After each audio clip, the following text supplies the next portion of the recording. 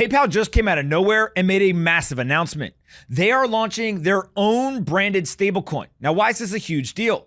Well, PayPal has 426 million users around the world. And rather than go ahead and use an existing stablecoin or use Bitcoin, they are saying that they are going to have a PayPal USD stablecoin that'll be backed one-to-one by US dollars, and you will be able to send it to anyone that has support for Ethereum. Now, why exactly is this important? Well, first, let's look at the PayPal announcement. They dropped this fire video to go ahead and tell the world that PayPal is now moving into the stablecoin game.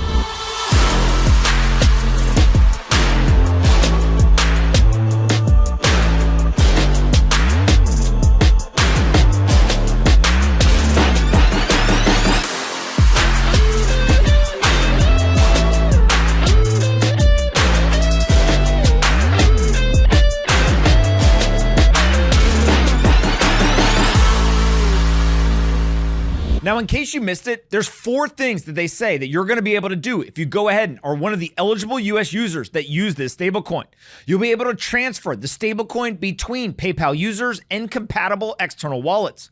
You'll also be able to send people-to-people payments using PayPal USD. You'll be able to fund purchases using this stablecoin by selecting it at checkout with all of the different retailers, and you will be able to convert any of PayPal's supported cryptocurrencies to and from PayPal USD.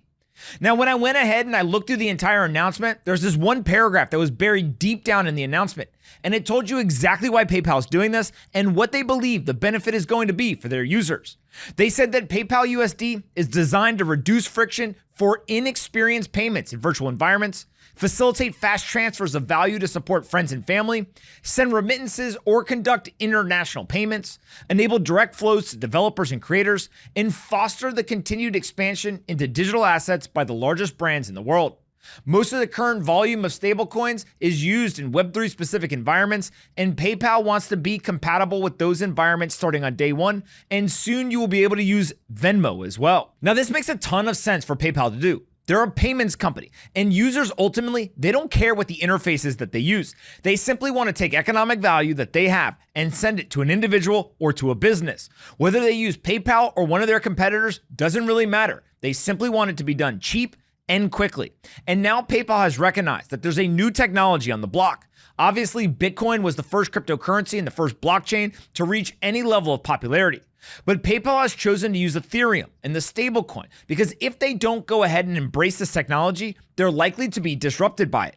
That is the classic innovator's dilemma. Either you put yourself out of business with new technology or someone else will do it. All you have to go back and look at is Blockbuster and Netflix. I think Blockbuster would now wish that they had listened a lot earlier. So PayPal is going to use this stablecoin, and as they go ahead and try to disrupt themselves, there's a couple of other things that we need to be aware of. So what exactly is going to be the benefit for PayPal users? Well, one of the most important ideas in my mind is the fact that you now will have PayPal become an open network. Jack Mallers of Strike is the one who originally taught me this. The whole idea that open networks beat closed networks. A closed network is what PayPal historically has been.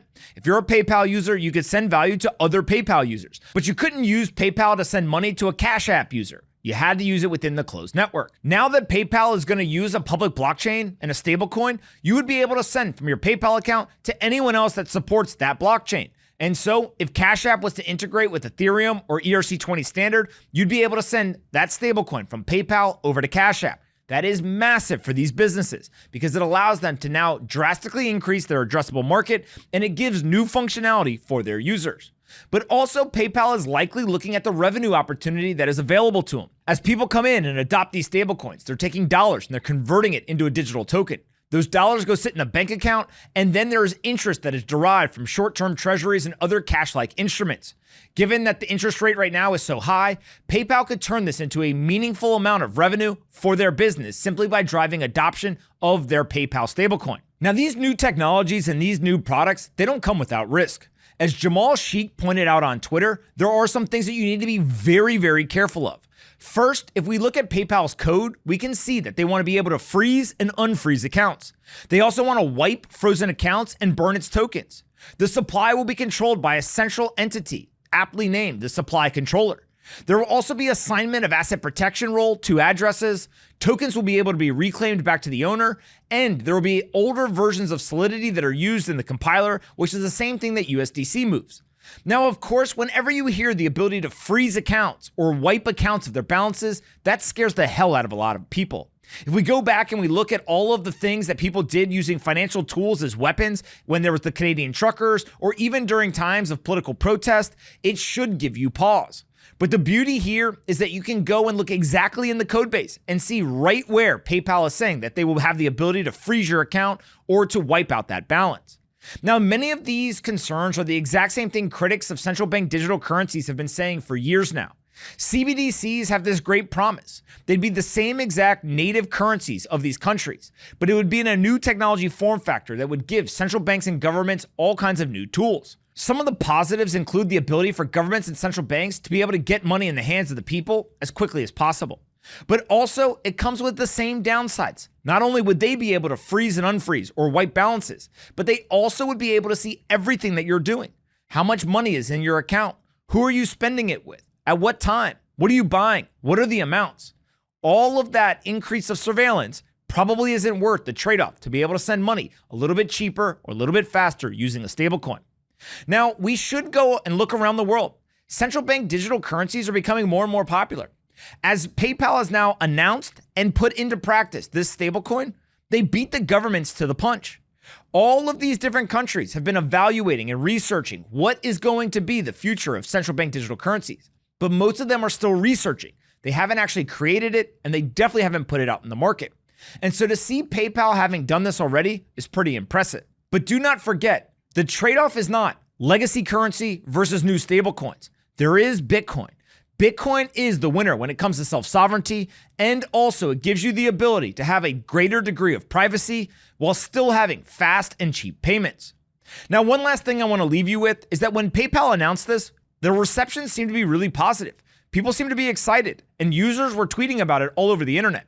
But if we go ahead and we compare PayPal's reception to Facebook's when they announced the Libra digital currency, it's very different. If we go back in history and remember, Facebook wanted to create something entirely new, Libra, and they were going to back that digital currency with a basket of nation-state currencies. But of course, the day they announced it, politicians came out. They wanted this banned. They wanted Facebook to stop development, and there was congressional hearings that began to be organized. PayPal doesn't seem to be facing any of that abrasive action. Instead, they're being received, and people are saying, this sounds like a great idea.